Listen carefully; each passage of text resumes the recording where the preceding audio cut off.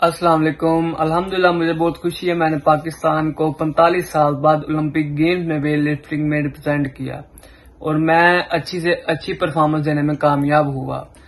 میرا کمپٹیشن دنیا کے ٹاپ ایتھلیٹس کے ساتھ تھا اور جن کی فیسلٹیز ہماری فیسلٹیز سے کافی زیادہ ہائی ہیں، تو اگر مجھے یہی فیسلٹیز مجھے پہلے ملی ہوتی، ان کی جیسی مجھے فیسلٹیز ملی ہوتی، ان کا لگاتار ٹریننگ کیمپ چلتا ہے، ان کے اکوپمنٹ انٹرنیشنل سٹینڈرڈ کے ہیں، ان کے ویٹ ٹریننگز کے پلان سکیجول سارا ڈائٹ پلان ہر چیز ان کی ہم سے الگ ہے۔